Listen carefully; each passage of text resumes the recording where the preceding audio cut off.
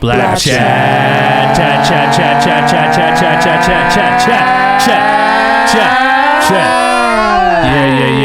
Yeah. Welcome to Blap chat. Yes, sir. That was pretty good. Hold on. Yeah. That was a good one. Felt good. Hold on. That's what you waited for, the fart sound? Welcome to Blap chat. This is episode, Josh, what is it? Fuck! 67. Really? So we had an off week last week. Motherfuckers was on vacation and shit. Yes, we were. But we're back. Episode 67. Feels so good to be back. How you guys feeling today? Feel blessed. Yeah. Feel blessed? Happy Right? to be alive. All right? Yeah, Feeling Alice. extra good today. Alice has been in the gym. He's bulking up. Been killing it. Yeah. I'm sore as hell today. Feeling like rubber. Yes, I'm Pause. feeling like if you touch my tricep, I might fall on the floor. Oh, man. I'm Don't touch jealous. Alice's tricep. I'm jealous. I'm doing this cleanse. I'm doing like no alcohol, no Yes. smoking anything, lots of water, lots of veggies. You know, it's been going. It's been That like shit is so important. going man. on 6 days, and dude, I feel great. I've been sleeping really good. Yeah. I've been like jumping out of bed 6 a.m. It's been Yeah. crazy. Yeah. So no alcohol, No alcohol, no weed, no weed. plenty of water. Which How you know, much- those are my two favorite things. You guys know that. Shout to all of you guys who are fucking potheads, who smoke. Word. I love it. I love being around it. I don't personally smoke, only because, you know, being a producer, I can't do my job when I'm high. Yeah. Because I'm like, I'll zoom into shit and then I'll just start doing weird shit. So I can't do my job. Yeah. So I can't smoke, but you know, people smoke and it helps them creatively. Like Glam, I know you definitely fuck around with the. Yeah. I mean, but it's not really a thing that. It's not necessarily a thing that I do while I'm creating. Yeah. Like, it's happened, of course, but like most of the stuff, it's not really a need to like create. It's just like already there. Like, just vibe. It helps with the vibe, but. I've done a lot of ill shit sober as well. I see perfection with the little pen. She's like, man, what you talking about? I'm cheesing at the thought of weed. Yeah, right with that pen. It's oh, great. Man, that pen looks so zoom in tempting on the right pen. now. She told me she was mad she at got the the car. little you She got a called new it pen. a whack ass. It was a whack ass. Okay. Yeah, so tell a story. I like weed. Okay. I know it's illegal, you know. Well, it's like halfway really. illegal. Yeah, it's, I like it's borderline, weed. whatever. But I like weed. Like, you know, I like to smoke. I agree with you guys. I feel like I can work high. Yeah. But it's not like it's not mandatory for me. It's not like a requirement to be creative, you know. But like you said, it definitely is a vibe, and you know, sometimes it boosts the vibe, boosts the energy, and for me also. It mainly depends on who I'm around, what kind of mood I'm in, you know what I mean? Because all of that kind of plays a factor for me personally, you know. So yeah, I like weed. You know what? Let me hit that pen. Nah, I'm just kidding. Oh my god! No, thanks a lot, perfection. The peer pressure. This is actually okay. Yeah. You know, I kind of got into the whole pen vibe, and I like it. Yeah. You know, it doesn't smell. It's very discreet. It's easy. It feels cleaner. But the Connect didn't have the good cartridge this time, so I kind of felt away. But that's enough for that. Yeah. Let's not talk too much about that. Shout to all, you know what I mean? Like, we're not trying to incriminate anyone, Right. so keep doing your thing with the substances. But I only do it in LA where, Trees. you know. LA. Where it's legal. Shout to Gorilla Glue. Exactly. I'm in LA. I'm high as fuck in LA. Alice knows. Only time he ever smokes is when we're in LA, and he only smokes Gorilla Glue. LA weed is that's just it. It's different. just something I don't know about if it's about being in the city with that, you know, the warm weather, and Cali. the good vibe, But it's and also then the weed. It's all of that, but also that Oakland, that Bay Area bud too. Exactly. Definitely better out there. You know what? Here's my like kind of like observation and opinion about like weed smoke and like production, for example, right? Like, it's kind of like I think as long as you know yourself and like how you function with weed and without it, like you can find a pocket with weed that can like really work for you. But, like, I've seen people just take it so far where it's like they smoke weed and like they're making music, but then it's really hard for them to like push and take it to the next level because they're just like too high too much. And so I think there's kind of this like self-awareness that you have to have, like a balance with like the weed smoke. So yeah, I mean, I don't know, some people work with it really well, some people don't, but you know, it's fun.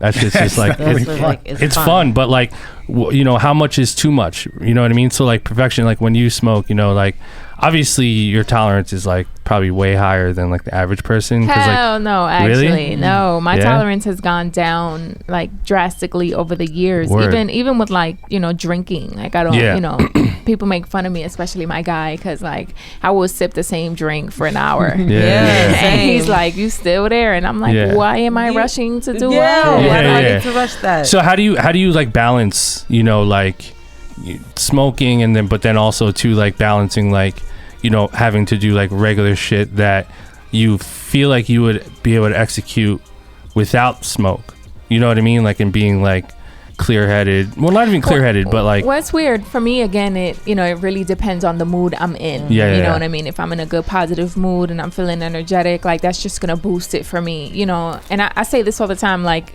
I was actually saying this the other day, I've never been the type that like smokes and like is like a couch potato and is slumped. That's never me. It's either like I'm active, I'm moving, or like it gives me a weird, you know, a lot of people get paranoid and anxious sometimes. That happens to me depending on the mood I'm in, who I'm around. Like, you know, there are some friends, you know, that I haven't hung out with in a long time, but like if I smoke with them sometimes, I already know I'm gonna get a weird vibe. And it's nothing they're doing personally. It's just that I can sense it, and I'll be like, I'm good. Like I don't really wanna. See, that's a good way to do it, because it's like, you know, like I've been around people where it's like it almost like consumes them to the point where like they are doing the, you know, sitting on the couch watching TV and like literally like 4 hours, 5 hours would pass. And it's just like, fuck. But like, I don't even smoke to the point where I get like that. I feel like you smoke a lot, eventually you're gonna be so high that you're just like, I don't get to that point. You know what I mean? It's not that thing. It's a priority thing and just a preference. I think for me, I don't need that much weed to feel high, so I'm not gonna sit there and smoke 2 blunts by myself or like in a safe. Like I used to cope with something. I used to, you know, back in the day when my tolerance was higher and like, you know, we were younger and more active, like in a safe, not by myself. Yeah, exactly. That's what I'm saying. Not by yourself. I was like, but I think like you said, it's like about like knowing your tolerance. Like I know my tolerance for a lot of stuff. So I'm it's not a balance. It's a balance, and I think, you know, as long as you know you know yourself, and like if it's affecting you positively or negatively, like do your thing. You know what I mean? Like there's so many positives to it, but also like being able to be aware of like the kind of negatives that it can bring too. I'm you know really what I'm saying? In tune with myself. So it's I love like, that. I'll be smoking and sometimes I'm like, I'm good, I don't need any more. Like I'll be in a vibe, I'm good, I don't want to smoke. I'll smoke later. It's crazy because like, you know, like on this podcast, obviously, you know, first of all, for those of you who are just tuning in, you know, this is like music production podcast, but also like our followers, mostly producers, creatives. And a lot of the stuff we preach on here is like very like motivational and like, yo, like we want to really win, you know what I'm saying? Like this shit is about like honing your craft and like fucking going out there and getting it. And like when you think about you know, different people that are like mega successful, like at the top of the totem pole, like all right, let's fucking 50, not even 50 or like doesn't smoke or drink. like Puff, you know what I'm saying? Or like even producers like I don't know, like a Mike Will or like a Metro Boomin, like a lot of the guys that are like top tier, even like entrepreneurs like Jay, right? Like there's no way, like I don't know Jay personally, but like there's no way you're gonna catch him like getting fucked up like 5 hours on a couch watching Netflix would be there like fucking up, like is, you know what I mean? So it's like I'm always of the mind and perspective of like analyzing what they're doing and being like, yo, like they're not doing that shit. So like I'm always gonna be part of that mentality and like that team, like aspiring that, because like, you know, you can't like let that shit like fucking get the best of you. You know what I'm saying? Yeah. You know what's another good example of that? Yeah. I mean, he's not in music, but he is very entertaining. It's Floyd Mayweather. Yep. He's never drank, he's never smoked, but all the time you see him, he's always in the strip clubs, he's always he's always partying. Cause he getting that bag. Yeah, that bag. Exactly. He's super focused. And look at LeBron James. Like this dude is just training. You know what I mean? So like it's shit. In my mind, I'm like, fuck. If I'm a music producer and like I wanna have a work ethic like LeBron James and Puff, like shit, I should be fucking working all day. You know what I mean? Like working on my craft and like not like fucking around. You know what I'm saying? So like I think it's intriguing because like substance like weed and smoke is like and drinking is like part of our culture, and like trust me, I do that shit too, but I feel like the ones who are really fucking going out there and getting it are either in tune with their substance abuse or they're just like not doing that shit at all and really just going hard. Right. So like it's just something to think about. I think all of us, man, should think about that, like how much our lives can change by cutting that kind of stuff out and like trying some other shit and then putting our energy into like just going out there and fucking making moves. You know what I'm saying? And the amount of money you'll save. Yeah, true. Like if you really think about how much money you've spent on pot and alcohol within I said pot. Right? That's I said pot. But like with the Brooklyn accent. Yeah, no, pot. but if you really think about how much you spent on all that in even just 6 months. Yeah. Think about how much gear you could get. Yep. You know what I'm saying? Or like that new mic you really wanted to get for your home studio. You know what I mean? So shit adds up. It shit adds up, man. $10 here, $20 here, $10 here, 20 here. Before you know it, thousands. Yeah. You know? I'm just saying, guys, like, you know, I'm not trying to like fucking judge people and stuff. We all have our vices, but like just some shit to think about, because man, like you really have to go out of your way to like really focus on the shit to push you forward, and then really just start sacrificing like all the other stuff that you're so like used to and accustomed to. That's literally what it's gonna take. You know what I'm saying? Like that's why there's only a small percentage of people that break through, because they're willing to make those sacrifices. You know what I mean? Like fuck, man. You know, any entrepreneur, anyone you talk to, even let's talk Mike Will again, like we've heard the stories of him like knocking on people's doors, and like, you know, someone recently told me a story about how Mike was, you know, used to be in the studios in Atlanta, and this was before he like worked with Future was in and out like working with other people, and Mike would just be on the couch just like chilling, and they didn't know each other, and Future didn't know who Mike was. Mike knew who Future was, and he would just, every time Future would pass by or like be done with like coming out of the booth, he would just hit play on a beat. Like every time he would see him, like he was chilling, he would just like play one of his beats, boom, boom. So like that kind of stuff where he's like, you're going out of your way to like capitalize on a situation. That's what's gonna get you to like really move forward. You know what I mean? And it's cool that he did it in that way, because he wasn't like being super pushy, like, yo, I got that fire, like, snuck it in, I want to play that fire for you. I got it. It's like, no, he's just like being cool. Future just maybe we're just in passing, like, oh, what is that? You know, I feel like that happens a lot. Like as far as when you hear someone who was either with a producer, in the room with the producer, working with them, or artist, and like they might have had a vision in their head of what they thought the session was going to be, or what track they were going to work on. Then some like random thing happens, like the producer skipping through beats to get to the one he really wants to play, and then he bypassed one, and the guy's like, whoa, no, go back to that other one that you had on there. You know, so I think that's cool that Mike Will did that and just did it so like unassuming, like no pressure. What do you think about New York City and its lack of I'm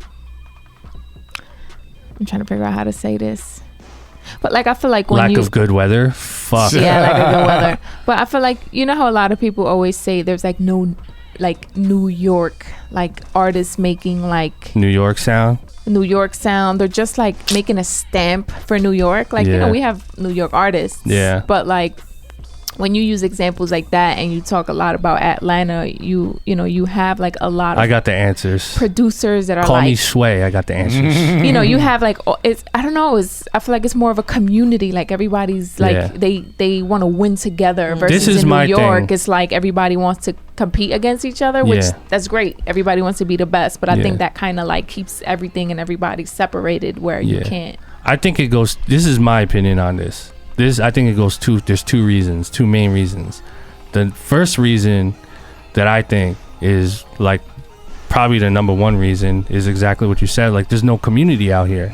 Like people who are like bubbling in New York, you know, from like mid-tier, top tier, like no one's collaborating, right? And the reason why they're not collaborating is because there's no one really in a position that could bring people together. So like let's say Joey Badass and like 50, like why haven't they worked together, right? Let's say if that's a collaboration we wanted to see happen, like Joey's not gonna just hit Fifth up and be like, yo Fifth, like yo, I want to work with you, you know what I mean? And 50's not necessarily gonna reach out to Joey and be like, yo, we should do some shit for the city, you know? I mean, you can insert any two artists. I mean, I'm sure it's happened a few times here and there, yes, but like not enough for New York to get a momentum, right? And so I think that's the problem. And you see the opposite happening in Atlanta. Like in Atlanta, they're all about like coming together and eat and just like eating together and breaking bread, you know what I mean? But it's just so weird because it's like in New York, you do have like New York artists, rappers and stuff like that. And they do come together. Like they collab, they're cool. You see them in the club hanging out, buddy. Right. But like, where's I don't know, momentum? It's not reaching a certain level that's kind of doing something for the city. Right. You know what I mean? Right. Like, you know what's funny too is when you put, and I'm sure you guys have seen these interviews, to our listeners and us as well, when you put New York artists that are beefing with each other and you interview them separately, they both say the same friggin' thing. Yo, ain't no beef. There ain't no beef. Right. I'm not worried about nobody. I don't even know what the beef's about. Right. They both say the same. There ain't no beef. So it's like, if you ain't got beef and they ain't got beef and you don't know what the beef's about, it's all like hearsay. You know what I mean? And also too, the entourages. Yeah. Entourages is good. Like the main guy could be cool, but his entourage ain't cool. You know what I'm saying? So it could take one guy from the entourage and then the other rapper the rappers are cool, but the entourage looking at the other dude, yo, what's up? Boom, boom. And then it just escalates and always leads to something. But I would love to see New York artists, you know, especially ones that are getting more of a buzz and out there more in the mainstream to like really come together. Start coming together. I think just no one's taking initiative. And like I was just actually talking to someone about this a couple of days ago. How, you know, you could be a fan of someone and like let's say for instance, just for like this example, like let's say Joey Badass and ASAP Rocky didn't know each other, right? But they were fans of each other and they're at the level that they're at in their career. Like I think there's just like this pride and this like fear of rejection to where like Joey's not gonna, like, why should he be the first one to DM Rocky and be like, yo, what's up, I'm a fan, let's work. And so and likewise with Rocky, like why should he hit up Joey? So then nothing ever happens and then 5 years go by and then they never work, you know what I mean? So like I don't know, to me, like I feel like the code, like in order to crack that code, I feel like there's got to be like some kind of initiator or like a middleman. And yo, for real though, like I feel like the producer is like one of the keys. Like, honestly, I believe that Metro and Mike, those two are, I can almost bet on this. Those two are a huge reason why Atlanta is on that like community shit. Because you got Mike working with this person and then they call this person and they're like, oh, you fuck with Mike, cool. And then Mike does the beat and then they have a song. So man, like I think the power is in the producer. I think the thing in New York too is really like everybody wants to be the best and be better than. Yep. You know what I mean? Yep. And nobody, like, everybody wants to say, yeah, I'm not paying attention to what no one else is doing. I'm not. But in reality, you are. Yeah. You're trying to be better than everybody. You're trying to be the best. And that's the reason why a lot of people don't collaborate. They don't want to help each other out. They don't want to, like, you know what I mean, make that connection. Everybody has ego. I feel like that's the thing. You know, places like Atlanta, I feel like a lot of people want to win. Like, people want to win, but they're not like, but I don't want to fuck with you. Yeah. You know what I mean? I feel like New York is like that. Like, I want to win and I want to do it myself and do me and be the best, and I don't need you, or you know what I mean? I don't need anybody. And like, I get it, but that's why we don't have a fucking community. That's why we don't have like a fucking like New York artists that are really making a stamp. I feel like we have a lot of dope artists, don't get me wrong. I'm not saying that, but you know what I mean? Like, I agree. It's funny when you say that. Like, two things came to my head, and when you think about New York, especially more in like the 2000s, like 90s, 2000s, everyone wanted, you know, I'm not mentioning anyone's name, it was like, yo, I'm the king of New York. I'm the king of New York. This one's the king of New York. This one's the king of New York. Interesting too. Where did hip hop start? Started here in New York, right in the Bronx, right? So, and how did, you know, and hip hop, especially rappers, you know, but they would battle. I'm better than you. You ain't better than me. Let's battle. Let's figure it out. You know what I'm saying? So I feel like it's always been a competition. It's always been like, I'm better than you. No, I'm better than you. And you know what I mean? And it's always battle. And I think New York's always kind of kept that kind of true to the hip hop mentality thing. Whereas Atlanta, you know, even LA, Miami, you know what I'm saying? Toronto. It like New York started it, but it kind of flourished off into those places where they kind of maybe took it as like, yo, we don't need to be the king of nothing, and we don't have to battle it out and do ciphers and see who's the best and put it on wax and diss each other. It's like, yo, hip hop is dope. Let's just collab and let's make it doper. You so let me ask you guys a question. So that whole you know, battle mentality, I'm the best, I want to one up you, like I'm the king, right? That's like an innate quality as an artist, as a rapper. Like, if you're a rapper, you should want to be number one, like point blank, and feel like you're number one. But too, you know, when you look at the way the shit is playing out, New York artists not collaborating with each other, the result of that is what we're going through right now. A fucking dead zone. And that's but what hold saying, on. like, so we have a dead zone in New York. So check this out. You go to Atlanta, and let's say, you know, debatably two artists that are in the same vein, similar, you know, similar fan bases, similar sound, you know what I mean? Like, they have their own sound, but they have this similar kind of bracket, right? Quavo and Travis, you know what I'm saying? They flipped it and they're like, fuck that, we're gonna do a whole album together. And look at the financial and the all of the benefits that they're experiencing from accepting it and being like, you know what, instead of us competing, like, let's just come together and do some shit together. You know what I'm saying? So like, I think we can, in New York, I think artists out here, we could learn a thing or two, man, from that shit. You know what I mean? Like, I'm not saying like fucking, you know, Fat Joe and Fish should do like a tape, but I mean, you see, but they're cool now. You see Fab do it. Even you know like what the I mean? upcoming artists, though. Yeah, like I don't want to ruffle any feathers. Like Tekashi and Casanova. But even like the Fab joint, right? I mean, like that would be weird.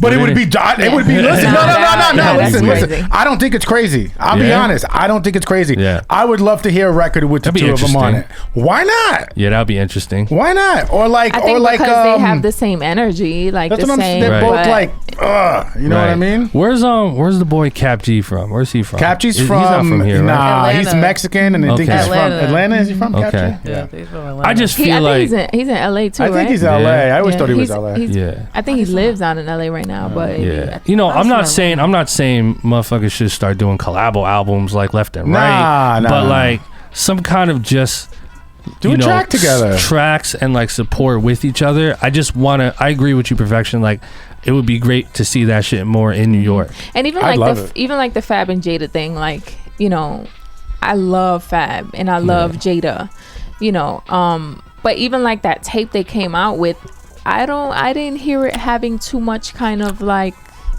momentum. Yeah. Because I think they took too long. And then it's like, I think it would have been dope if they released it on, and I seen somebody tweet this and I was like, damn, that makes sense. Right. Or Halloween. But it came out on Thanksgiving. Right. So it kind of like, it stuck with people. I think people were waiting, anticipating it for like a year or so. And then when it finally came out, it was like, it was dope. But like, I guess, in this era too, everything's coming and going. Yeah, man. Listen, yo. Oh, that just reminds me.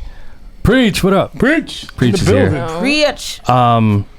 Man, like, it's so crazy when you think about how fast stuff is moving now. Yeah. But here's the kicker to it.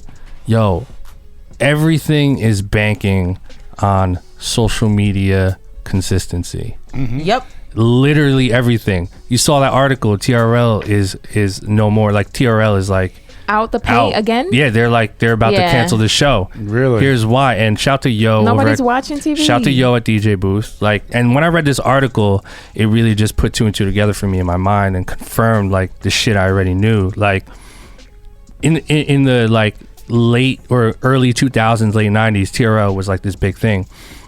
And the reason why was because that was where we got our like pop culture, urban, like who's hot and who isn't, like fix. And we didn't have, YouTube, we didn't have Twitter, Instagram, the internet to like get that information, and things weren't on demand. So we had to, after school, what time did TRL come out? I think it was like 3:30, 4 o'clock. So it was like right after school, you get home and you watch that shit, TRL, and then you just like whatever's popping is on TRL. And so it worked for that era because of where we were at technology wise. Now in 2018, no one's tuning into the television. No one's 3 o'clock. You know what I mean? We're so used to having everything on our phone and just on demand at the snap of a finger. Even down to Netflix, we could just binge watch the whole fucking season and not have to wait a week, right? So it's the same with music. Like, if you're promoting your music in a late 90s, early 2000s fashion, the shit's not gonna go anywhere. Like, if you're putting an album out, like, you better be posting 5 times a day on Instagram and your stories, and you gotta flood them unless you're Kendrick Lamar or Drake. But even Kendrick like kind of did it. You know what I mean? He made fucking Black Panther was everywhere on everyone's timeline. So man, I think the people that aren't paying attention to how important social media is are missing out, and they're just gonna realize 2, 3, 4 years are gonna go by, and they're gonna look back and be like, damn, I missed that train, bro. Fuck. You know where I think MTV though, where it really started slipping for them too? Obviously the internet is definitely one thing. Yeah, but what happened is they started. No, listen, I fuck with it, but they're on like Teen listen, Mom that's 15. Yeah, but that's what I'm getting to. They're making Teen Moms acceptable. Yeah, that's the point I'm trying to make. Is that I used to watch MTV to watch music videos. Right. When they stopped doing music videos and it was all this reality TV, they were winning though, and they were winning with that. Right, but that's why no one goes there for music anymore. It's because of that. Right. I feel like I go and because I mean, I love media, MTV, but I'm saying content wise, right?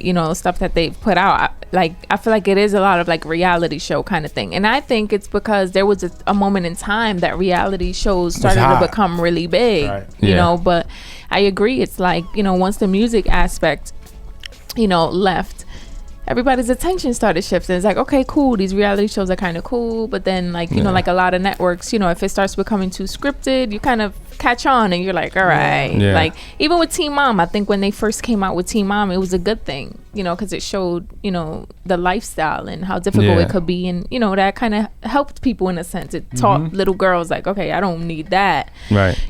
But after a while, it just kind of became like it was okay. It's like Teen Mom, season 15, and it's like that shit was cool in the beginning. The first man, OG. I didn't even read. They're on like 15 seasons. I'm exaggerating, but they're on like Teen Mom like 7. Yo, there's Teen Mom OG. Yeah, these chicks are in their 30s. Teen Moms from the first episode are grandmas now. But listen, yeah man, the first reality show everyone says it was Real World, right? Yeah. I disagree. Rest in peace, Pedro. Oh, yes. Pedro. Fuck. Damn. And what was the Puck? Is Puck that still was alive? Name. I don't even know. He was The Real World was pretty cool. No, I like the Real World. I like the Real World. And listen, then we'll go back to music talk. But was it the first reality show? Because in my opinion, it was Cops. Cops was. What about Blind Date? Cops. What's Blind Date? And Cheaters too. Yeah. Cheaters was crazy. Yo, remember when Cheaters when they dude got stabbed? Yeah. No, I saw a crazy clip of Cheaters on Twitter a couple months ago. It was like this guy, and I'll keep this short because whatever. But there was like this guy who was kind of tipsy. I guess he was on a date with a girl, and his girlfriend confronted him. And he got pissed, and then like the girl he was on a date with, I guess, didn't know he had a girl, so she got in the car with the producers, and he's like, he punched his girlfriend in the nose. That. Oh, come on. They should have stomped him out. And right she there. like KO'd, and then like the other lady sitting in the passenger seat. She's like, of the fuck, car, I'm next. And he kicked the glass in. Oh my God. And they just like threw him on the, and I'm like, what? Oh, Like wow. I was even surprised that they filmed all that and even put it on TV. You're like, this is too good. Yeah. No, listen, everything is reality show now. Yeah.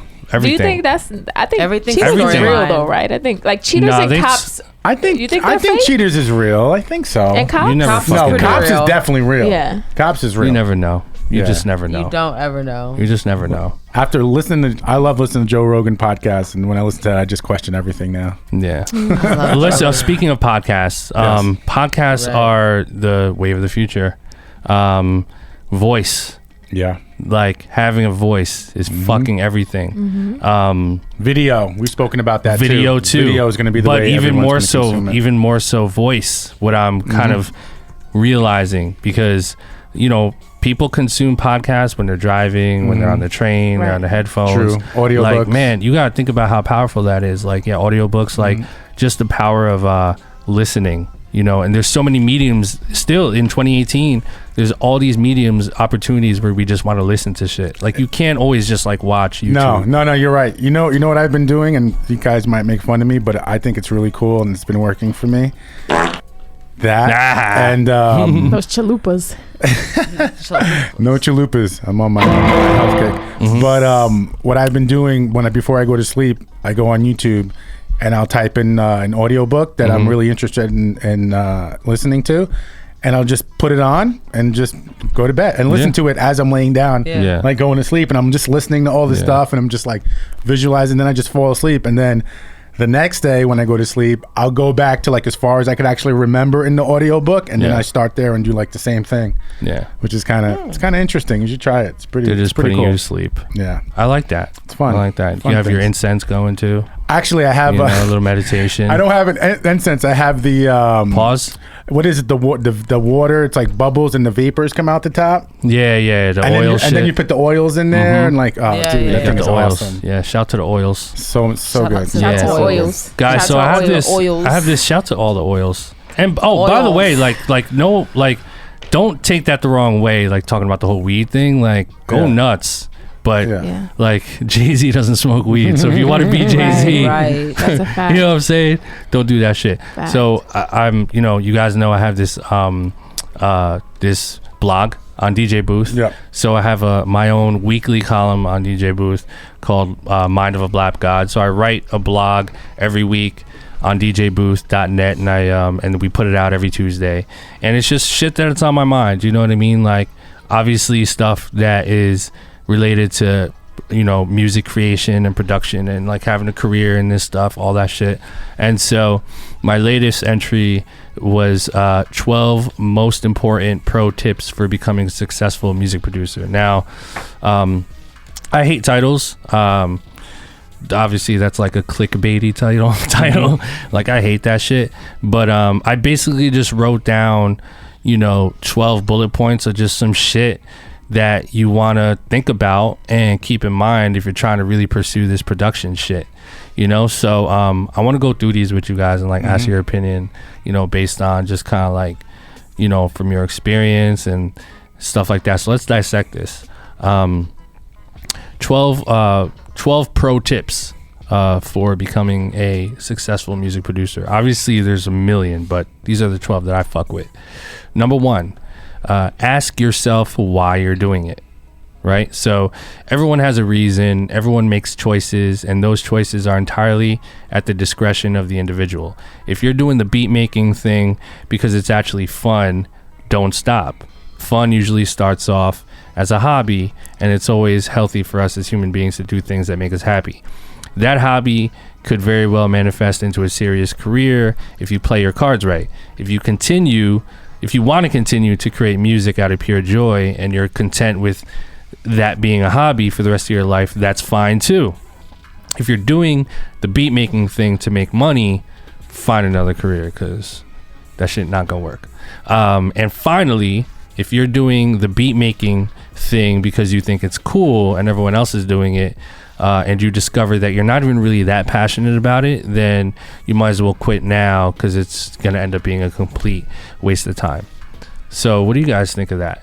Those are a few reasons why people get into production. Mm-hmm. I agree. You know, it's funny because a lot of people would combat that whole money thing, because you know you got like the online producers that like generate all that revenue. But I agree. You know, I personally, you know, feel like music production is a way to express yourself. You know, so that's why I love it personally. You know, I love music. Music just gets me by, you know, some of the most difficult times. Like, you know, you ever have a song and you're like, fuck, I gotta put that on repeat because this is my life right now. You know, I love the feeling that music brings. So, you know, for me, it's about a feeling. You know, it's about expressing myself. Do you feel it's like therapeutic too? Yeah. Like when you make it? Hell yeah. You know, so, but, you know, I agree. I think, you know, you got to like really figure out why you're doing it. And that way, you know, you'll be able to kind of maneuver your way around and, you know, figure out how you can actually accomplish your goal. Yeah. Glam, what you think? I mean, pretty much the same thing. Yeah. Like, it's definitely one of those things where you do have to do it for the right reasons, and you have to like love it, because if you don't, then you are wasting your time, and then it's just like not fun. It's like, especially if you're not enjoying yourself. I think everybody wants to have fun and make money. So it's like, exactly, obviously I'm not just doing this, you know what I'm saying? Like, there's money, but if that's gonna be like the only thing you're like doing it for, you're gonna be really frustrated. Like, it's just like, just do it because you love it, and or, you know, find something else that makes you like, you know, have that same exactly feeling, you know? Think about like what the percentage of success is to produce music and like make money off of it. Like, if money's your motivation, like choose something that has a higher percentage of money making percentage rate, aside from like doing anything illegal. I feel like you know what I'm saying? Like, I feel like the successful producers, or even just not even successful, just people who have a passion for producing, whether you're successful or you're a, you know, stay-at-home dad who has kids, but you really just love producing, and you have a job, but you just love producing because it makes you feel good. You know what I'm saying? But I think all that kind of starts from when you're a kid. I think it's just kind of the thing where, like, you know, your mom might have gave you a little piano, a keyboard, or she gave you a guitar, or she gave you a little drum set, or you were watching MTV, you know, and you saw Timbo, or you saw Scott Storch, or you saw you know, Michael Jackson, or whatever it was. I feel like it kind of just starts from having an interest in sounds and music and feeling, and then kind of dibbling and dabbling as a kid, and it kind of just progresses into you, whether you're super successful at it or you're, like I said, stay at home and you do it because it makes you feel good, you know, and you like to just make music. But I think it kind of you just have to have it inside of you. It's like you can't be taught to be passionate about being a music producer. It's like you either have it and you know, you just have it as a kid, and you just do it, or you just don't. You know, that's how I feel. You know what I mean? Yeah, and you know, the shit goes real deep, because like, man, I feel like it goes all the way back to even like just boredom. Like, there's kids, man, and that's totally fine too. Like, you might be 15 and then be like, fuck, I don't really like know what to do, which is totally fine. I didn't know what I was doing either when I was 15. But like, you know, you download FL and you give it a try, and you know, you fuck around, and like, you don't really like doing it. You know what I'm saying? At like, first, right. I want to get like a fucking real statistic of how many kids download Fruity Loops, have no idea what do it for a year, but then like don't really fuck with it, like don't really like doing it, but then like you keep doing it, and you're trying to like like you're trying to sell beats, you're trying to make a little bit of bread, you're trying to like get better, but like you're not really enjoying this shit, and you're wondering why you're not really like getting to where you want to be. It's because you don't enjoy it. You know what I'm saying? Like, there's a lot of people out there in denial, man. And also, too, it can happen in other ways that can lead you to being that. And what I mean by that is, like, you can grow up taking vocal lessons. Like, you can think you want to be an artist. And in fact, there's... That's the same thing happened with you, right? Like, totally what happened with me. I started out, writing songs and then singing in a boy band, and then I was doing that, and then I moved into managing artists and managing producer and managing studios and everything else. But I think it starts from just having an interest in music in general. Whether you're a singer, you're a break dancer, you're a b-boy, whatever it is, it's like you just have this thing with music that you're just like attached to it, and like you just hear music differently than everybody else. You know what I'm saying? And like you can hear a track, but you're not hearing the track the way like your cousin or your bro is listening. You're listening like, oh wow, did you hear the way the bass like did that, and the way those hi-hats only came in on the verses, but when the chorus came in, like, you know what I'm saying? It's like you are introed into music in some type of way, maybe as a musician or a vocalist, or like I said, like a b-boy. And then as you're getting older, you're finding yourself and grooming it into whatever it's eventually going to be.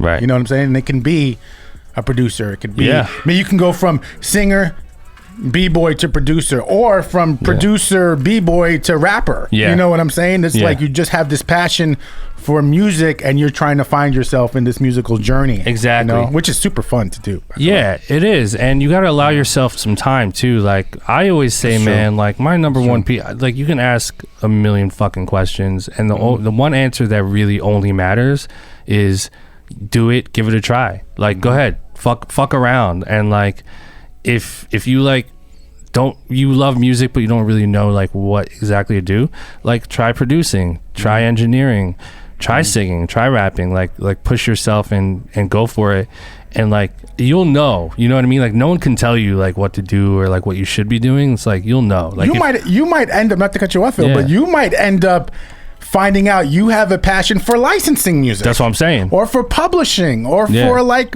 entertainment law in music. You know what it's like, or lighting in a Broadway show. It's like there's so many avenues to find. It's crazy because it just comes down to like finding the thing that you love doing all the time. Like, and it could, sometimes it's not even really music related. Like it could be something completely different, like you said. But like if you don't like try the shit, you'll never know, right? So like this shit can get deep. You know what I mean? It gets really deep. I always feel like unless you know you have a really like strong passion for, let's just say, producing, right? If you know you really have a really, really strong passion for producing, and like over the years it's just getting stronger. When you go to sleep, you're thinking about it, and when you're taking a shit, you're thinking about it. You know what I'm saying? Like, go for it. You know what I'm saying? But if you're really, really like starting to feel like, man, I like the producing, I really love the... Try doing something else in music. There's so many things really you can second do. Guess this I feel shit. like I'm crazy because I like literally think about like producing like 24/7 all the time. Yeah. Like I'm not even kidding. Like I'm always like thinking about how can I be better? Like what am I not doing? Like, you know, That's great. Crazy. Listen, you should be fucking thinking about this shit 24/7. I'm sorry. Like if you're not, you should take a step, take a couple steps back and ask yourself, why am I doing this? Like, fuck, man, why am I doing? And it's okay if you don't know the answer yet, but you know, try stuff.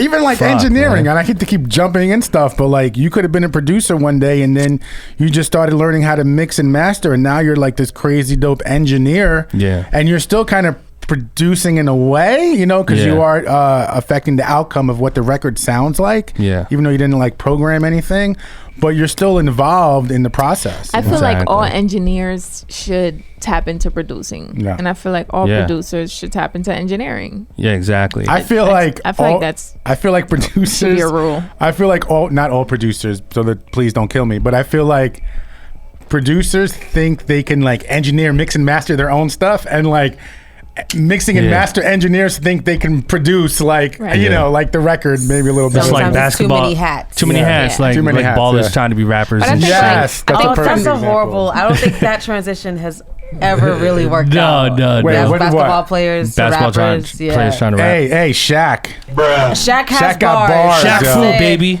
Remember the video game he was in? He had a fucking video game, dude. Do you remember Kazam? It's over 9,000. Wow. Shaq. Yeah. What were you gonna say, Perfection? What was I gonna say? Has anyone else been a no one has. Basketball player? No. Well, I remember Alan. I remember Kobe had a commercial. What's his name? Imani Shumpert? Oh, on the Knicks. We actually mastered his. Yeah, he had EP.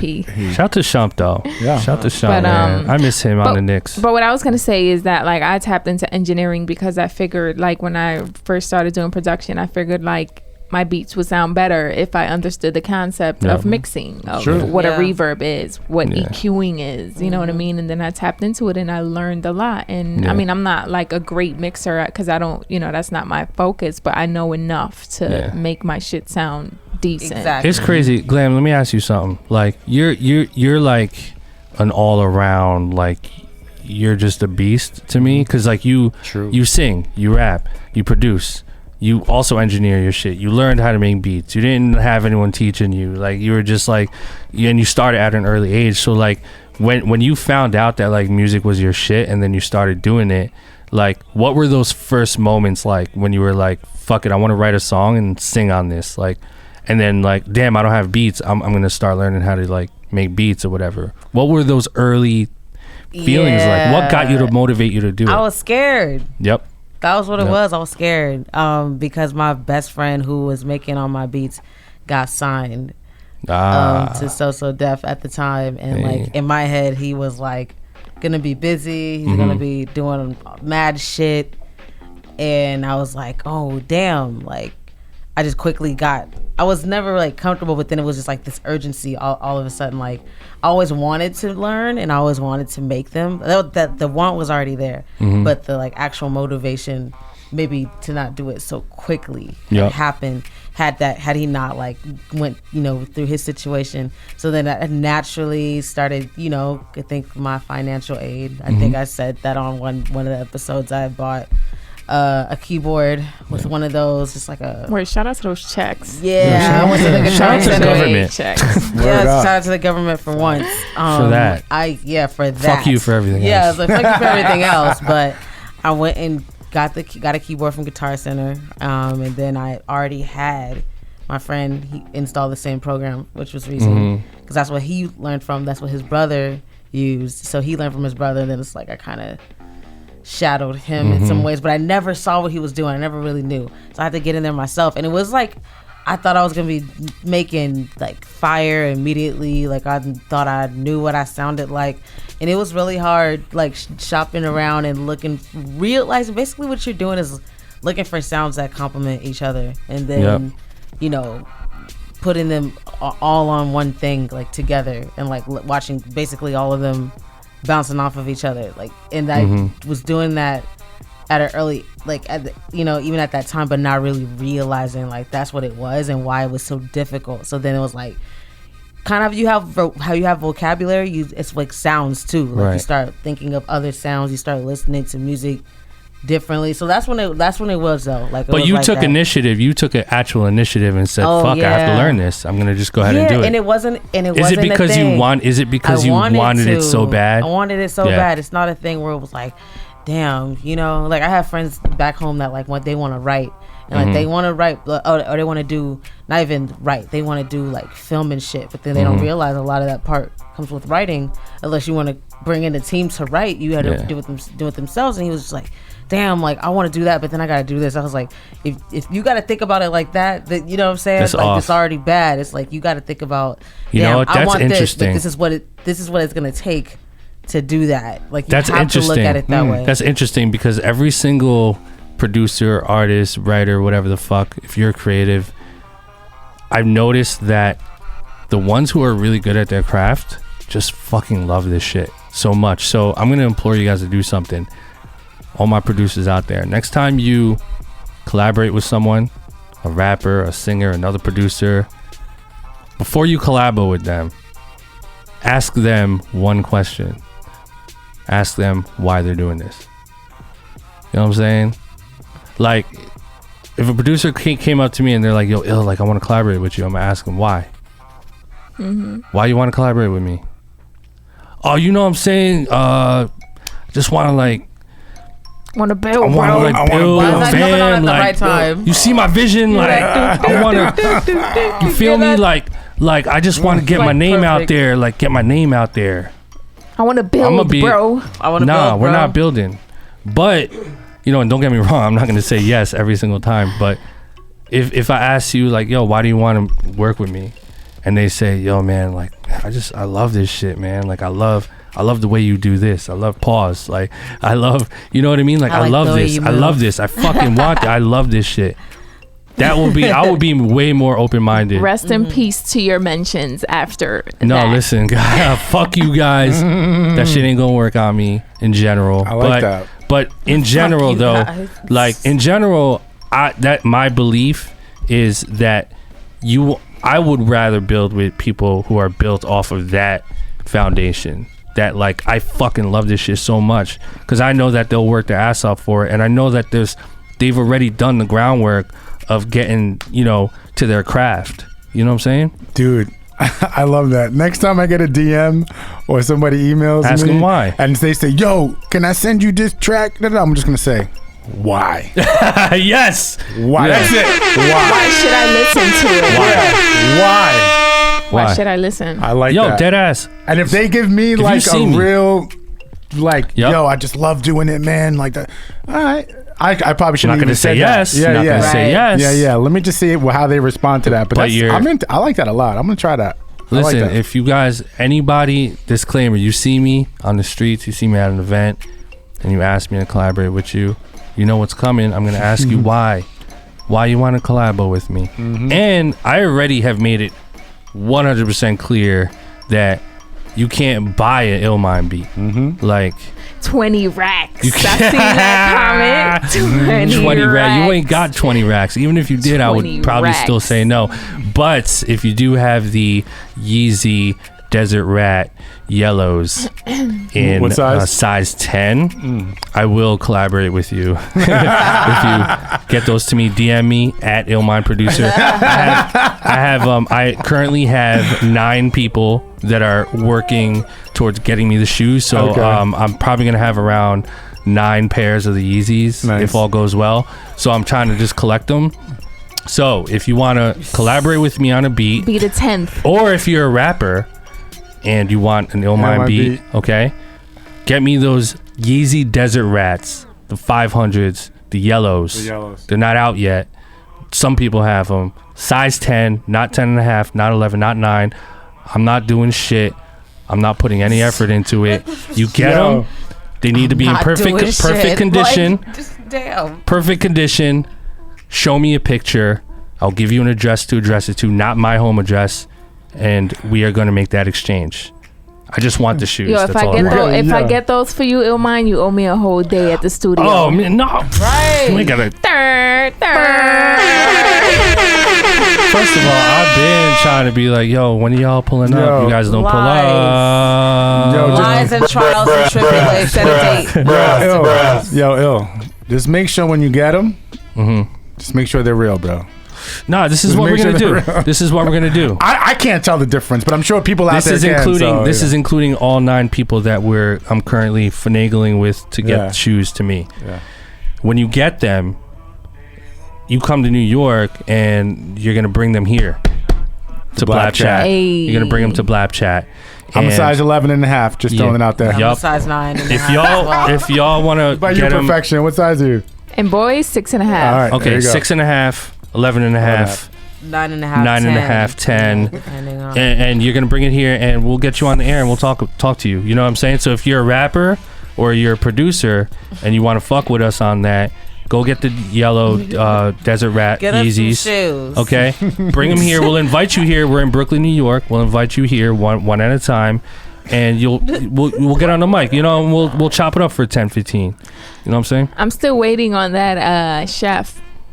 Right. Oh, we do have that pending, right? Pending. Oh man, we gotta get the fuck hors d'oeuvres. We like food. Food platter. Yeah, we love food. Anyway, listen, shout to all you guys, man, who've been really fucking with us, supporting the podcast. BLAPCHAT, you know, this is for my music producers, you know what I'm saying? My creators, my rappers, my singers. Like, we just really want to empower you guys to know yourself and really just be your best self and just have fun with this shit. That's really what it comes down to. You know what I'm saying? So we have a special guest that pulled up. You guys already know by now. Atlas put together this really fucking cool event recently. It was the first one called True Masters. I'm sure some of you guys listen to the podcast. You heard it here. If you pulled up, heard it was a zoo. It was crazy. True Masters. So basically, in a nutshell, it's tell them, Matt, it's a competition. Yeah. So what it is, it's a tournament style where I have 8 producers, 8 MCs, and 8 dancers, and I put them in groups of 3, consisting of 1 of each: 1 producer, 1 MC, 1 dancer. Mm-hmm. Producer comes out, plays the track. Then the dancer comes out and dances, and then the MC comes out at the end and raps all at the same time. Right, and then spits at the end.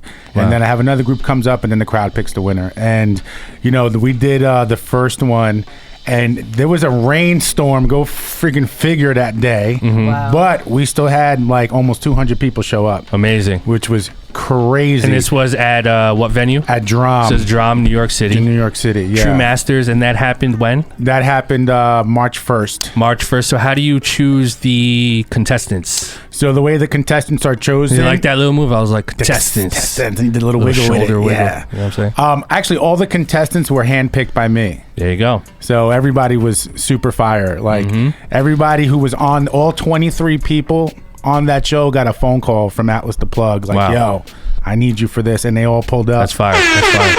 And the crazy thing about it is, you know, I got to be honest, the hardest part to book for the show were the dancers. Right. Literally the last week before the show, I hadn't got all the dancers booked. Literally until like the last week. Mm-hmm. After the first show that we did, I have all slots already filled for so it's all filled right now for the next one. So when is the next one? The next one is May 10th. May 10th. What day is that? That's a Thursday night. Thursday, May 10th. Thursday, May 10th in New York City. All right, so Thursday, May 10th, True Masters. Mm-hmm. Where can people find out about it? They can either follow me, Atlas the Plug, on all social media, one word, or True Masters Show on Instagram and Twitter. True Masters Show. At True Masters Show, just how it's spelled. Correct. Cool. Correct. So you guys should check it out. If you're a producer, definitely check it out. If you're in New York City, pull up to the True Masters on May 10th. True Masters Show. Mm-hmm. The energy was through the roof. You know, I was telling Il, the energy was so crazy.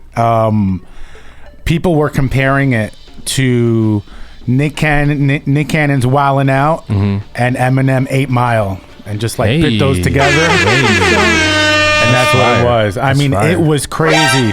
They even during like, so when the crowd was picking the winners, like let's say, I mean, like for the MCs, this happened a few times. The crowd, it was a tie. The crowd, you know, you listen, it was like, okay, it was close. So what did I do? Yo, cut the beat, acapella, 30 seconds, go, overtime. So overtime, OT round. And dude, and fire. It was so we have the winner here, yes, the producer who won the first True Masters. Yes, sir. Nook Beats. Yep, we know Nook. We've met him before. He's a great producer. He's been to the studio a few times, and he won. And he won. And I don't want people like, we know Nook, but I didn't like. We had nothing to do with who the winner was. Yeah. The crowd, those 200 people that showed up, had to make noise who they wanted to win. Right. And he crushed it. Crushed it. Let's give a round of applause to Nook. Let's talk to him. All right, we got the homie Nook in here, the winner of the last True Masters. Nook Beats. What's up, man? How you feeling? What's up? Feeling great, man. Feeling great. Talk close to the mic. Talking to the mic. Talk that mic. Yeah, there you go. Feeling great. Yeah. Feeling great. Good, man. How long you been making beats, dude? About 12 years now. 12 years. Yeah. I could tell you have like, when I hear people's beats, like I'm really good at this, man. I could hear it and I'm like, hear the time. I I can make a guesstimation of the. I should have just told. I should have fucking answered that shit for you. Yeah. Like you would make it for 12 joints. Right? I actually I used to dance before all of that. I used to be nice. like real live battle. Right. Oh shit! You got what's serving. up. Yeah. Oh You shit! was doing it for Lil Saint. You was doing it for Lil Saint one do a time. little, do a little, like quick little joint for the camera, real quick. Ready? Oh, Hey! Okay. Yo, that goes back to what we were saying. Like you maybe start off as a b-boy and then you go into That's what I'm production. saying. It just happened that That's way. what I'm saying. That's what I'm saying. Word I up. always kind of like had the passion for music, you know, Right. since a child. I always liked the rhythm, you know, and it just was something about it. Like I always had a good rhythm and vibe with the music. Yeah. I actually started banging on tables and refrigerators, you know, and coming up with like songs, you know, when I started. Right. And, you know, my family and close family members and friends, they all just was like, yo, you're really good at this. You need to like really do this. So that was very important to me, you know, just getting the feedback from my close, you know, everyone around me, my close friends, my family, you know, and it turned into something great. Yeah. You know, and that's great. You're passionate about this. So you're 12 years deep.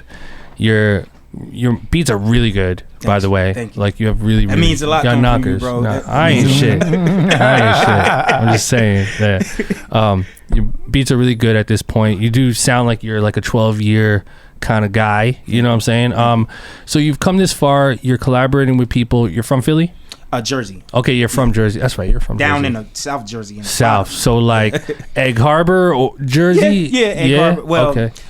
Yeah, 30 minutes away. Okay, yeah, so around Cumberland there. County, Bridgeton. You're in the real South. Yeah. Like when you're from North Jersey, like me, like South for us is like New Brunswick. You know? It's like Route 18 type shit. Add another hour and a half on to we need to go all the way to fucking Red Hook, exit 109. But so you're from Jersey. So 12 years deep, you're making moves. You do True Masters with Atlas. You end up winning.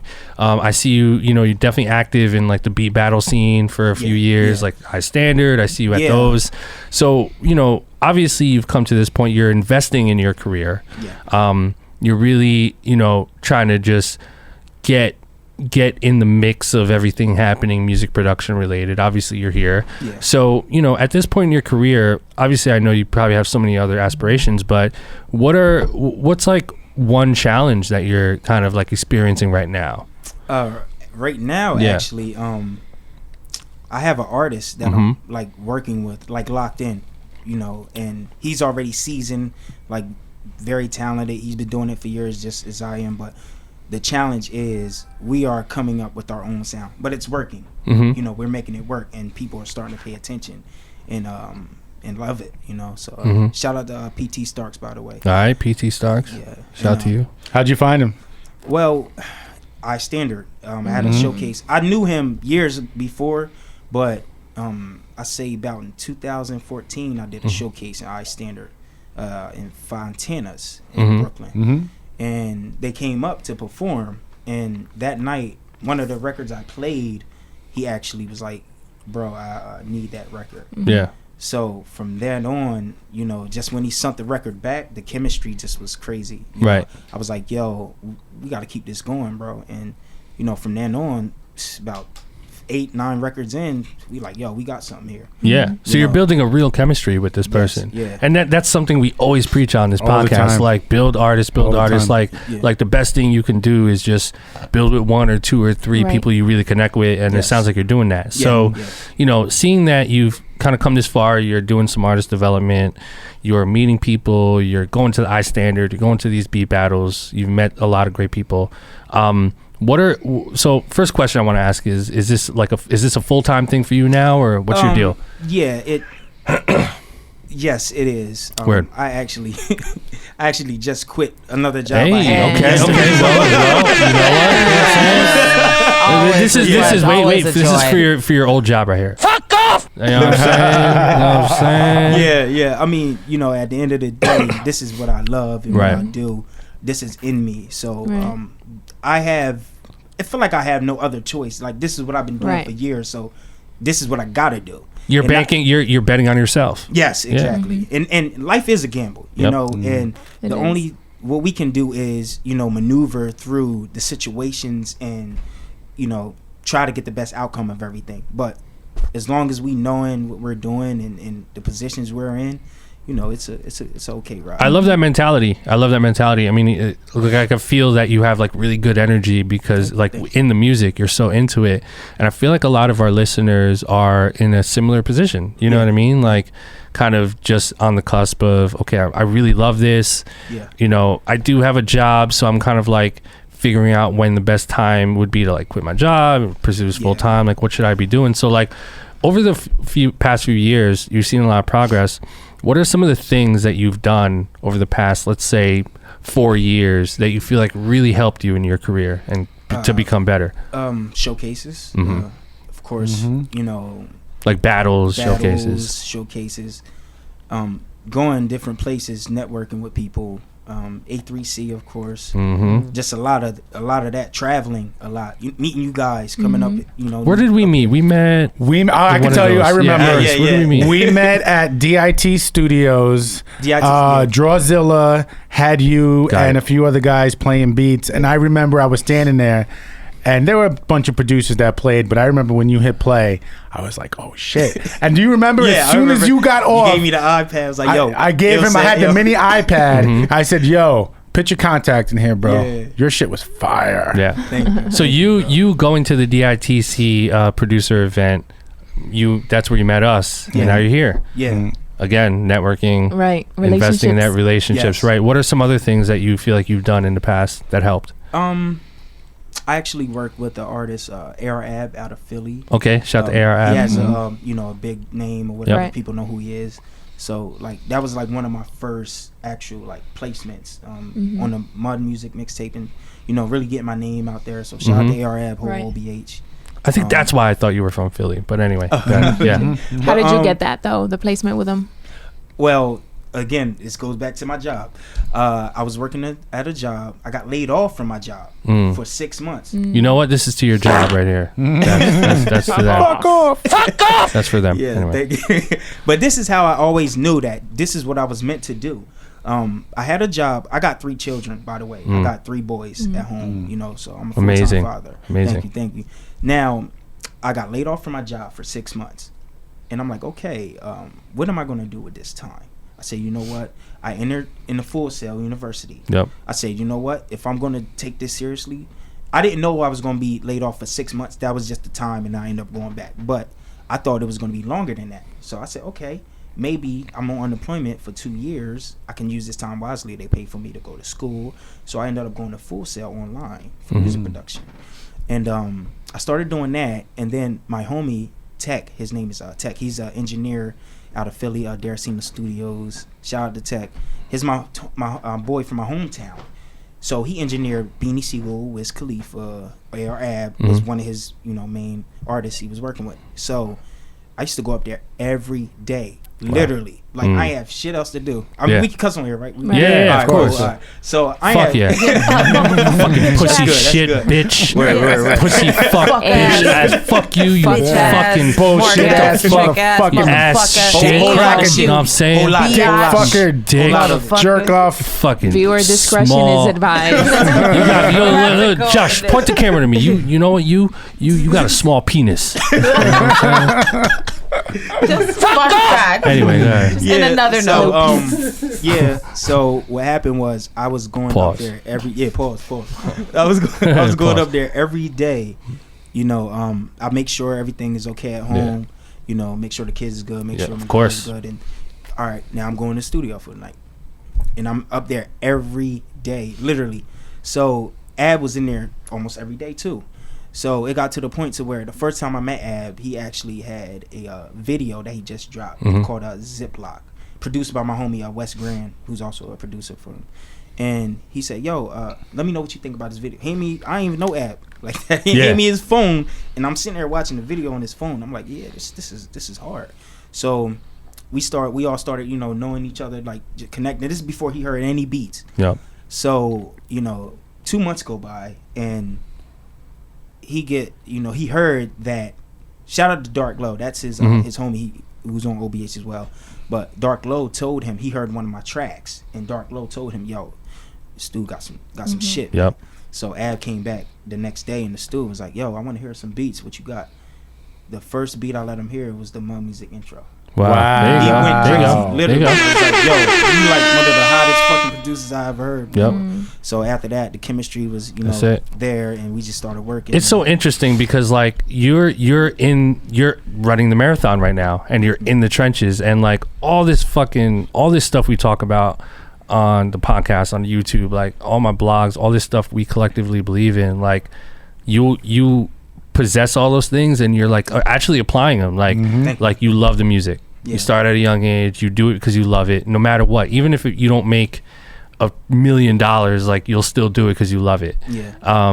You're investing in yourself. You took that leap of faith, you know what I mean? You're like generally feel like you're a positive person, you know what I'm saying? Like you're investing the money that you do have into traveling, networking with people, doing the beat battles, and you're just putting all the chips on the table and betting on yourself. And like I think with all those ingredients combined, like your trajectory, man, like it like obviously you're not there yet, but like you're about to be there, man. Like I really believe that. So it's gonna be really fun to watch. Thank you. For you to do that, to the point where like Atlas be calling you like, yo Nook, what up? Yeah. I don't know. I mean, Atlas, I don't know. Atlas, you got to call my people. Call my Call my peoples. assistant. Yeah. Yo, it makes sense. Now that I didn't know, by the way, that you used to be a b-boy, and now it makes sense because he knew what to play.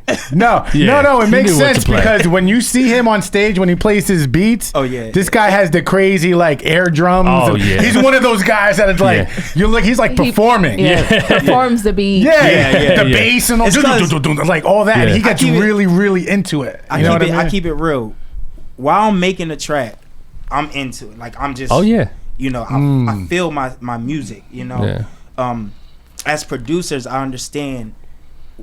Music is an expression. This is how I look at it. Music, like you said earlier, Perfection said earlier, music is an expression of us. I look at it like music is definitely an expression of my personality. When you hear my music, you hearing me. Energetic. I'm an energetic guy. I'm funny, happy. Happy.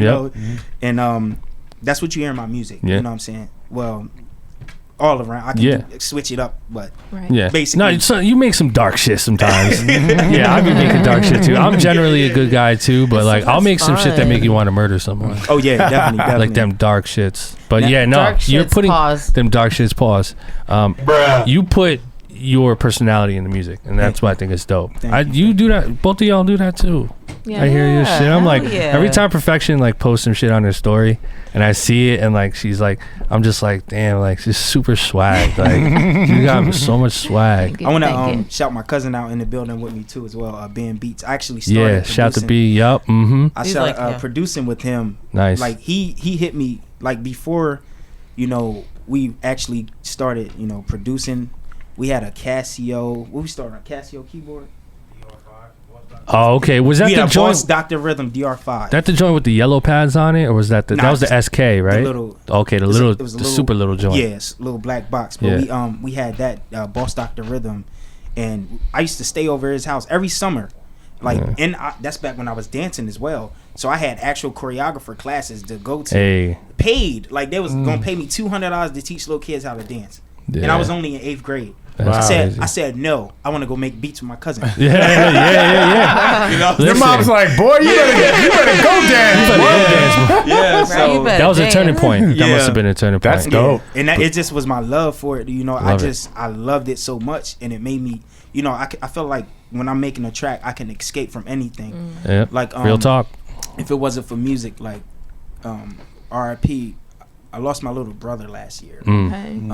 It'll be an actual year on April 9th. He got murdered. Wow. And I was really going through some hard times. But honestly, music is what kept me, because we shared music together. He was a rapper.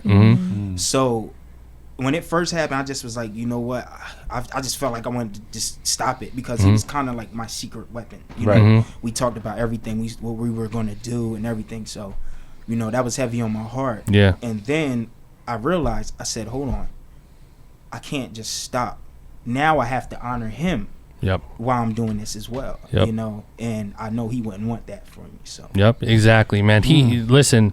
R.P. Chris Fetty. Rest in peace to Chris, man. Your brother, he's up there. He's watching. He's like, yo, Nook, you got this, man. Trust me. He's there, and like, you just have all the formula elements of just someone who is just going places, man. So like, commend you, man. Like, it's gonna be really fun to watch your career progress. Like, I'm sure you'll be back.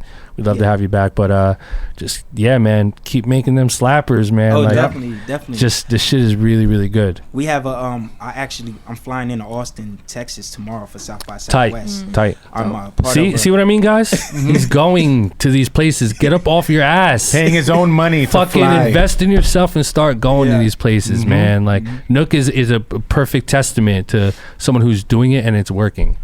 Yeah. You know, Nook, while I have you, you know, because I've been talking about the True Masters, and obviously, you can come in. You know, and obviously, thank you so much. You won the first one, you know, and I can talk about it like what it is, the producers and thing, but like you were there, and you experienced it, and can you just talk to people a little bit about what that was like? Yes, man. First of all, that was like one of the dopest experiences I ever had in my life. True Masters was so different, you know, and for it to turn out the way it did, man, I was like, wow, this is something. They was comparing it to like you said earlier, 8 Mile and Wildin' Out. Like even my cousins and was like, yo, this is some dope shit, man. Like, so I really had a wonderful time in there, man. Just networking with everybody, hearing everybody, seeing the dancers and the time sequencing of how everything was on point. It just it was a wonderful experience. So I'm just blessed to be a part of it. I appreciate Atlas calling me, hit me, bro. Yo, you deserve it. Just one win of many wins coming. Trust. You deserve it. Shout to True Masters. And so tell people your social media, how they can find you, reach out to you, all that stuff. You follow me on Instagram at NUK_beats with a Z. That's Nook Beats. You follow me on Facebook. Nook Beats with a Z 22. Is it NOOK, right? NUK. Oh, NUK. Like they always crack on me. Like the baby bottles and okay, Nook. Yeah. So. All right, so make sure you guys follow Nook on social media. Keep a close eye because his trajectory right now, man, is fire. So, you ready for Blap or Crap? Oh, Nook, you gonna join us? You join us for Blap or Crap? Right. Yes, let's do it. All right, here we go. Actually, we should do this one because this is how it's been feeling lately. All right, guys, this is what we're gonna do. These fuckers at Dunkin' Donuts did not mark any of our shit, so we're all confused right now. This is bullshit, man. I had almond milk fucking chocolate, but one of them is dairy. So who got munchkins? I did. Okay, and there's 2 donuts. Damn, man. And shit, we got our Dunkin' Donuts here. Got a hot chocolate. Free promo for D&D. Assholes. I'm gonna take a munchkin chocolate because I guess they forgot my donut. Oh my god, that's terrible. Okay, go ahead. Wow. Okay, check it out, guys. We're jumping into this segment called Blap or Crap. So this is what we're gonna do. We're gonna listen to a snippet of one of you guys' beats that you've submitted to us through our website, beatthread.com. BEATTHREAD.com. So we're gonna go to beatthread.com. We're gonna choose your beat at random. We're going to play a little snippet, and if we like the beat, we're going to give you a blap. If we don't, we're going to give you a crap, and we're going to give you a little bit of constructive criticism, or we're going to try to give you constructive criticism, and we're going to keep it moving. So if you want to submit to this segment and you're a producer, all you have to do is go to beatthread.com. Sign up, it's free, and it's a great website where you could upload your tracks like SoundCloud. You can receive feedback. There's a rating system. You can give feedback and connect with some of your peers. So check out the website. And so when you upload your track, make sure you hashtag Blap or Crap to be considered for this segment. So our first victim for today. Welcome to the stage. Welcome. This is Norman Crates. Norman Crates.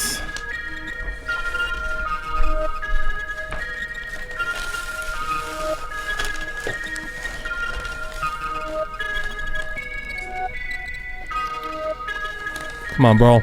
Let's go. What is this? Down in the donut. Come on, bro.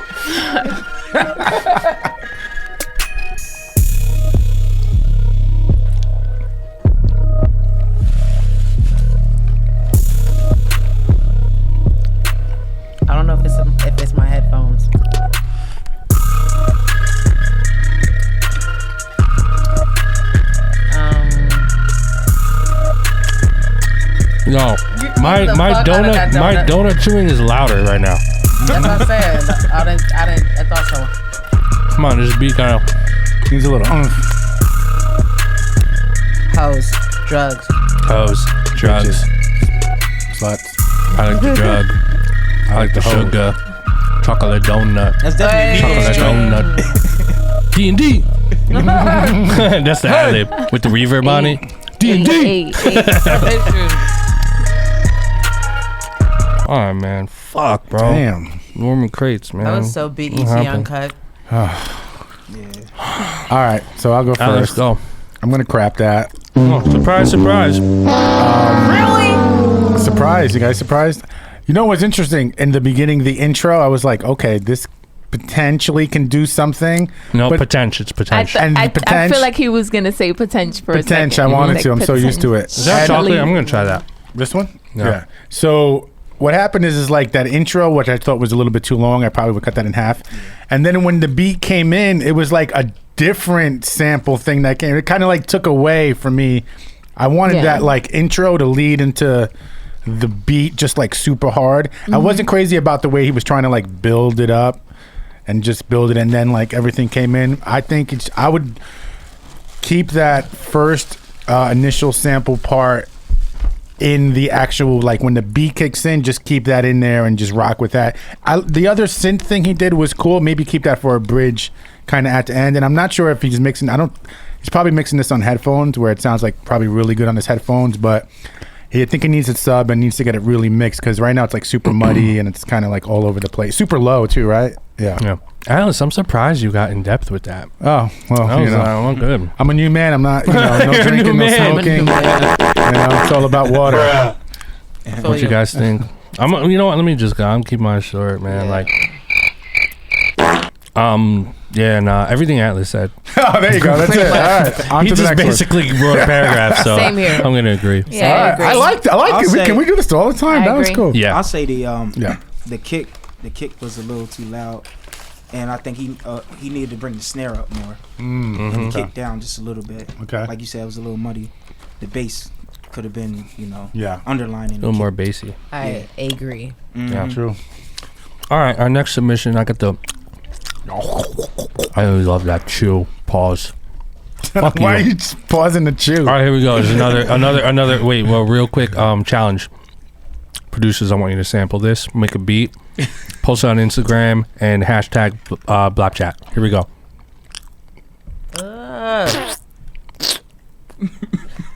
Make a beat out of that. Someone's gonna do it. The beat might be fire too. Make a beat of that. DM me. And if you get a placement with it, it'll get a little pub on that, right? 25%. 25%. Okay. Of 100%. Of the record. of your publishing. This is ABYL. Oh yeah. I got donut on the microphone. I'm like,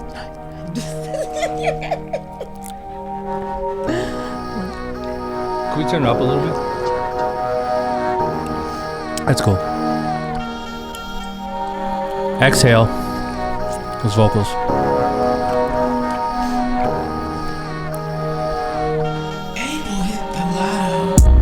oh, please take that. That's gotta go. Tag off. Bitches. Bitches. Hoes. Bros. I don't know. Yo.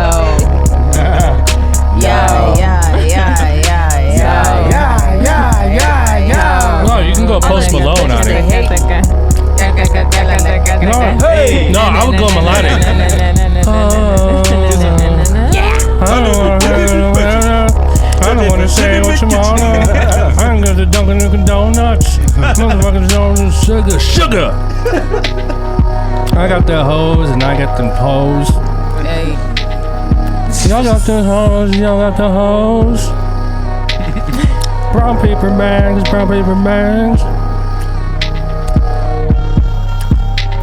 Yeah. All right. ABYL. All right, Nook, you start that one. I agree with Atlas. Everything Atlas. This is great. I can do this every day. Everything is Atlas. Start it off, Nook. I'll say, to me, like the vibe of the record is kind of like on a Bryson Tiller type. Yeah, I wasn't all the way mad though. Yeah, I like the vibe of it. Now, like another one, Muddy bass, it just like right. So that was just the first thing I got from it. But overall, I think it could have with a better mix, it'll work. But just the mix need to be a little better. So you're gonna crap it? So you're crapping it? Yeah. Don't be afraid to crap. No. I'm gonna blap that. I'm gonna blap that. Hey. Oh shit! I'm gonna blap it just. I'm gonna blap it just because, like, kind of like what you said, it gives you like a Bryson Tiller vibe. It gives me like a cool vibe. Like I could hear that like driving down, like the street in LA, high, chilling. But for me, it was more so like we came up with so many different melodies for it that it's obvious that like somebody can do something with that. I like those melodies. Just for that reason, I'm gonna blap it. And when it dropped, like the energy was pretty cool. It made me nod my head, compared to the last one. I think like the last intro was too long. It kind of dragged. This one went straight to the point, and it was a cool vibe. It's not like it might not be, I'm not gonna say that, but it might not be like the greatest, but I think you could do something with that. And I agree with you on a mix. Yes. Good shit. Glam ski. I'm gonna crap it. All right. But I do agree with Perfection. I do think it had a vibe, but I could barely hear anything with the sub, so I feel like I'm all for a rough mix, but that was like real fucking rough. So I'd say the only reason I crapped it was mainly because of the mix. That sub and that kick, like it had that loop in there. It's like you want to let that shine. Yeah, you want to let that shine, and it wasn't like the sample or like the loop itself wasn't really getting its like proper, it's shine. Proper shine. Yeah, so It wasn't breathing. Yeah, it wasn't breathing. Smothered.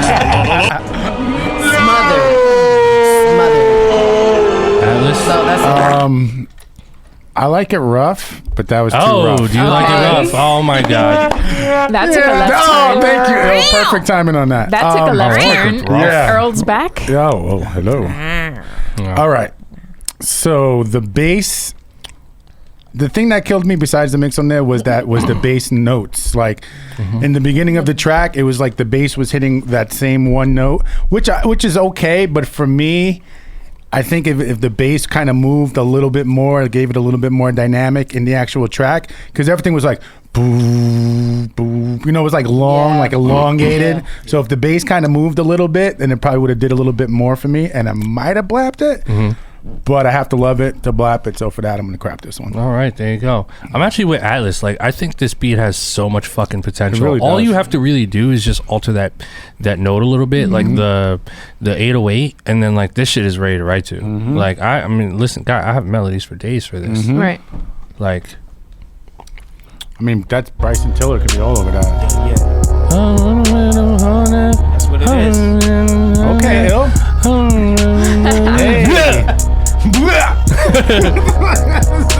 D&D. That's your ad lib there. Yeah, we gotta work on that mix.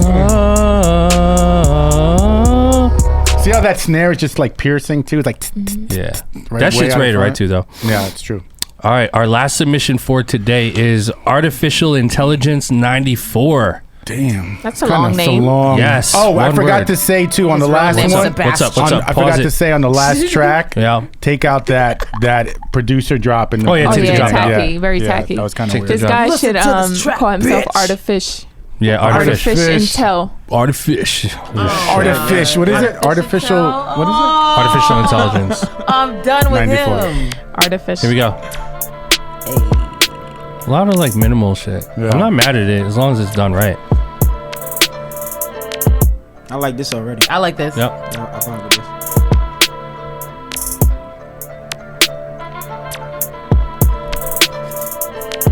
Turn that sample up. Big time. Just a little bit. Yeah, where the bass at? Yeah, put the 808 in there. Like, where's that shit? That was a moment. The rolling Yeah. joints. Atlas Yeah. loves the rolling fucking Telling you. 808s. It makes the biggest difference. Yeah. I like the drums, but like, yeah. Trying to freestyle. Okay, There it is. Finally, there we go. Took too long. Okay.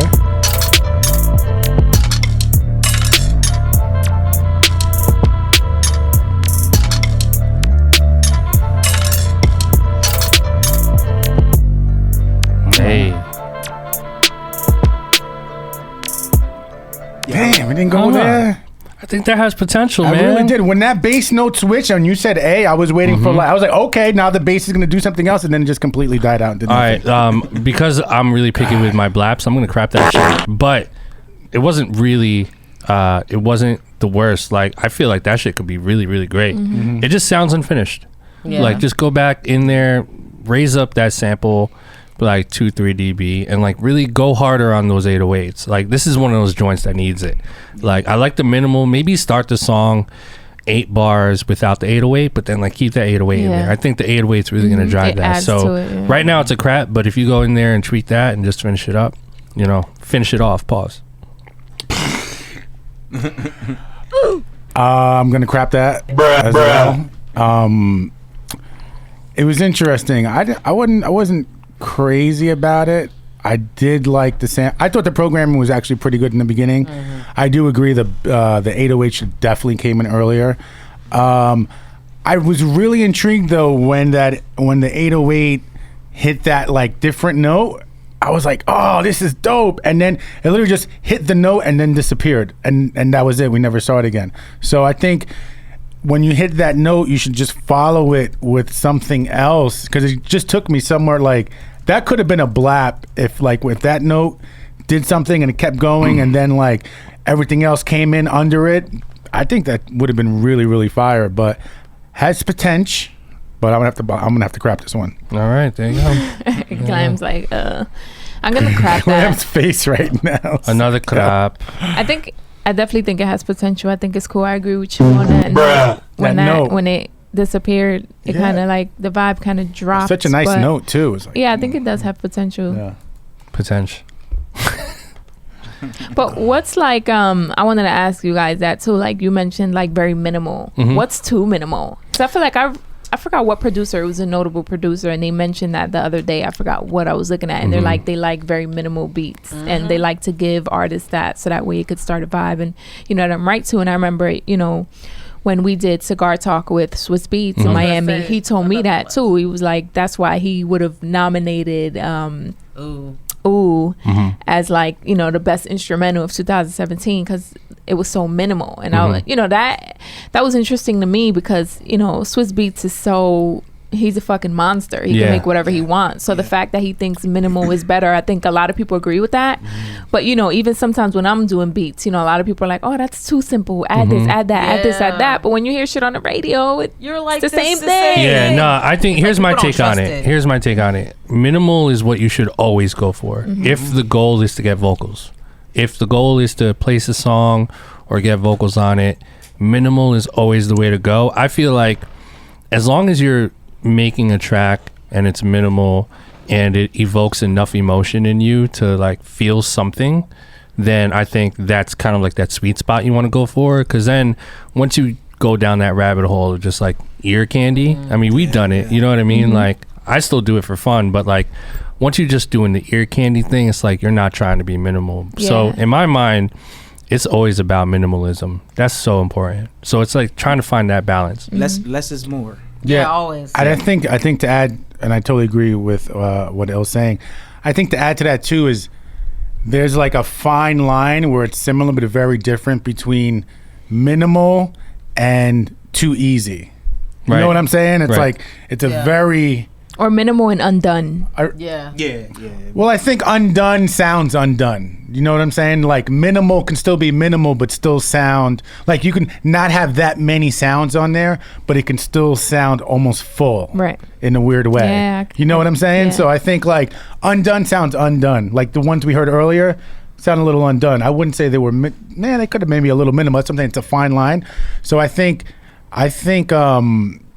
You know, like we always say, less is more. And then that's the thing. That's like the key to being a really good producer that producers really try to unlock is like what's enough and what's like, oh, that's too much. Like, let me just take it away a little bit and make it, you know, a little, like simplify it in a way so that it's easier on the ear and almost easier for an artist to get on it. I think as a producer, like, if you've done everything you can do and you really feel like there's nothing else you can add, then you're done with it. And then and the last thing that you don't hear that you need something is the artist.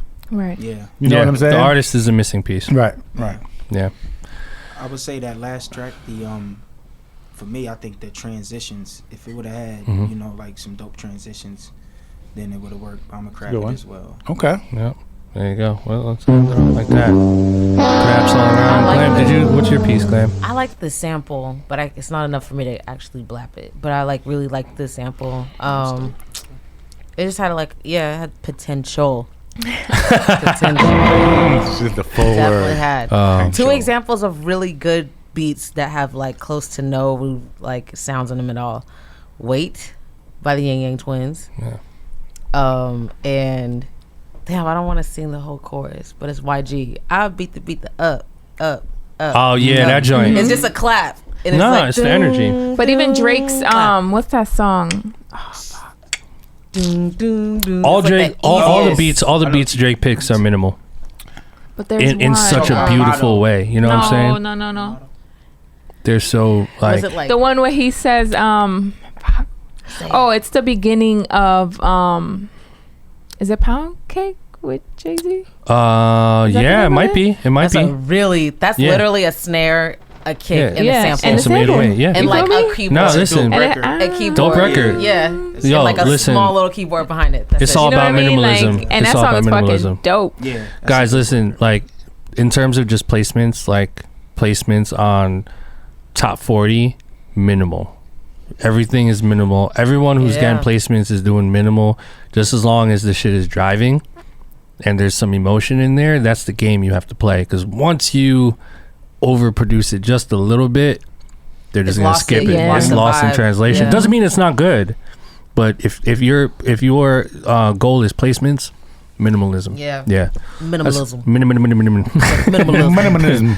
Oh man. Oh, where's that sound effect? Fuck you. It's not working. Anyway, so shout out to you guys, man. Nook, thanks for joining us today. Again, shout out to you guys who... Oh, there. Now you want to work. Fuck you.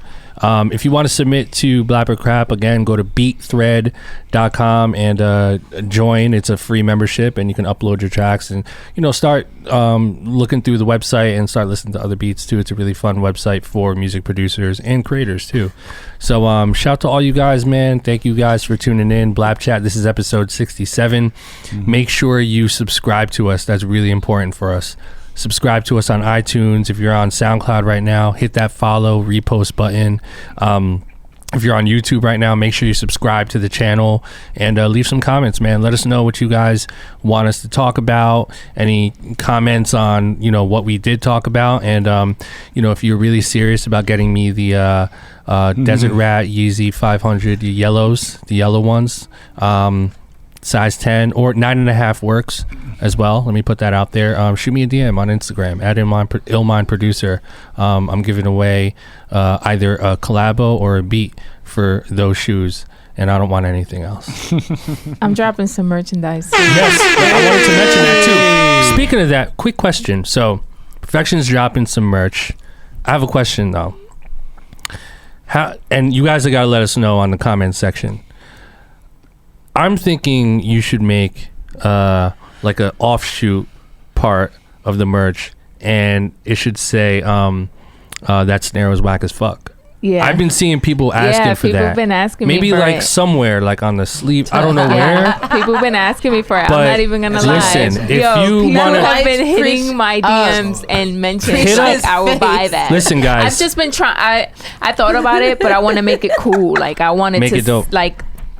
Even the saying, like, Yeah. you know what I mean? I want to make sure it sounds cool. Like, so I Something don't know along- if it's going to say, like, no whack snares or Right. that snare's whack as fuck. Like, I'm trying to figure it out, but I'm definitely That's the looking one they at the want. comments. Put it in quotations. No snare. That snare is whack whack as as fuck. That snare is whack as fuck. Yo, that snare was whack as Yeah, fuck. can we find that clip, Josh? Yeah. Listen, guys, if you would buy that T-shirt or hoodie at Love Perfection on Instagram And hashtag BLAPCHAT, yo. Hashtag BLAPCHAT, and give us a yes or a no. I would buy that shirt that says that snare was whack as fuck or something along those lines. Yeah. So we want to fuck around with that idea. Anyway, appreciate you guys. Again, make sure you follow us, and shout to all of our current subscribers, followers. You guys are the shit. We'll see y'all next week. Later. Yeah. Peace. Peace.